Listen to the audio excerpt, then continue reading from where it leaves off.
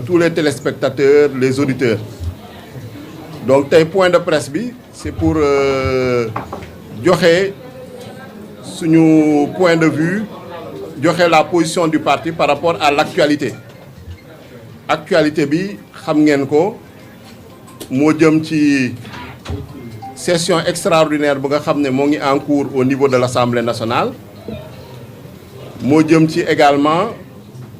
par rapport à l'actualité économique. Récemment gis nañ ni il y a eu une hausse des prix des hydrocarbures nga xam ne loolu impacté na ci dundinu sénégalais yi. Nañu wax également sur les questions de transparence, les questions de moralisation de la vie publique,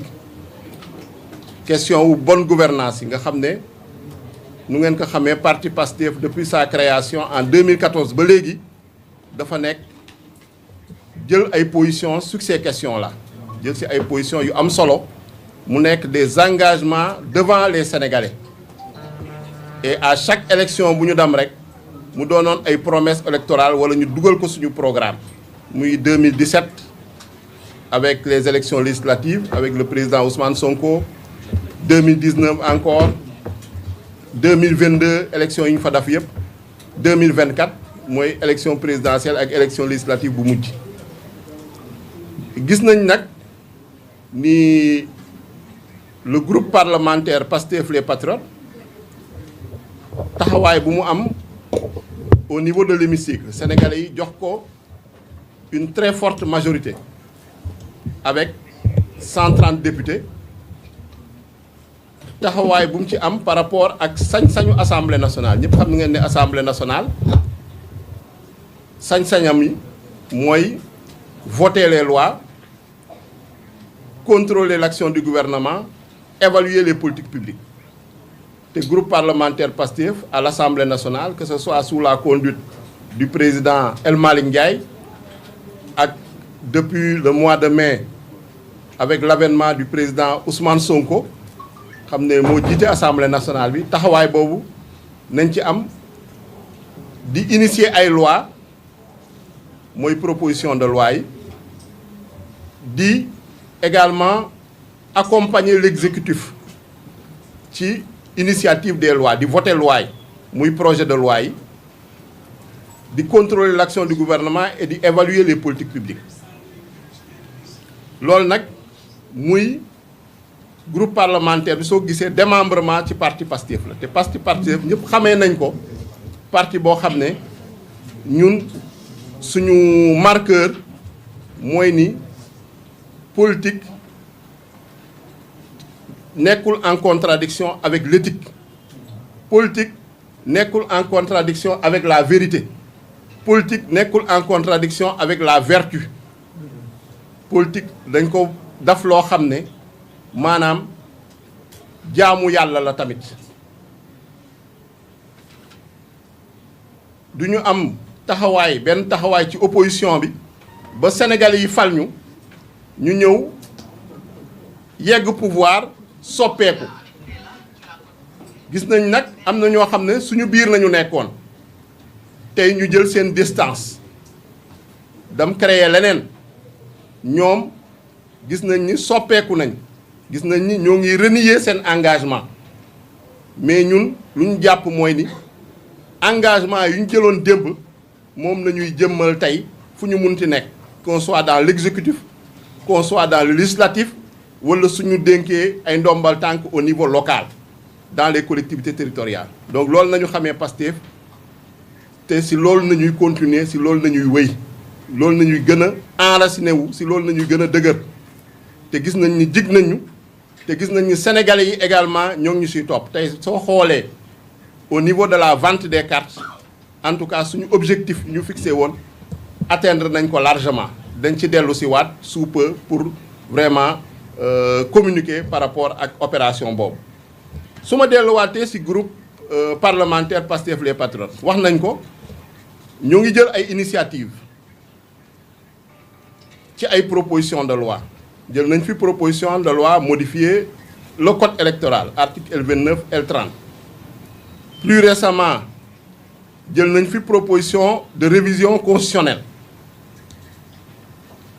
plus léegi session extraordinaire bi am na ñaari proposition yoo xam ne porté nañ ko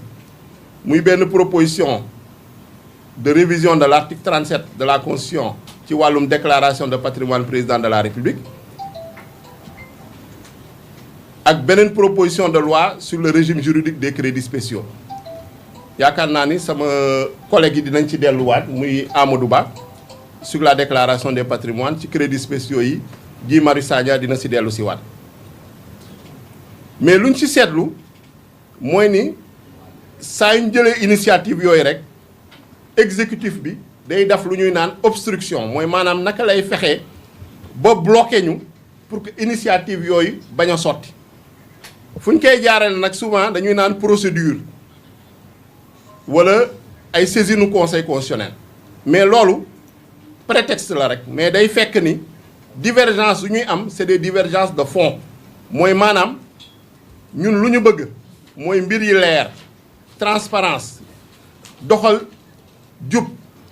jubal ak jubanti bi dañu constater malgré que exécutif loolu lay proclamer dans les discours mais dans les faits dans la pratique da koy entraver da koy bloquer day def de l'obstruction dans un autre sens exécutif su indee projet de loi ñëpp gis nañ ni majorité parlementaire bi attitude responsable la ci am Assemblée nationale nag gis nañ ni du chambre d'enregistrement mais projet de loi bu ñu fa indi ñu saytu ko suñu gisee ni loolu dafa gën ci askan wi ñu voté ko nañ ko voté xool ko saytu ko ba pare suñ ci waree indi ay amendement ñu indi ko bu mujj mooy démb projet de loi bu ñu examiner moom rek laay joxe ci exemple bañ a guddal le code du travail et le code de la sécurité sociale indi woon nañ ko ñu xool ko gis ci loo xam ne leerul woon suñu bopp muy maanaam ci wàllum CDD bu ñu yóbbu woon 4 ans bëgg ko renouveler 2 fois ñu dàqat projet de loi boobu delloo ko commission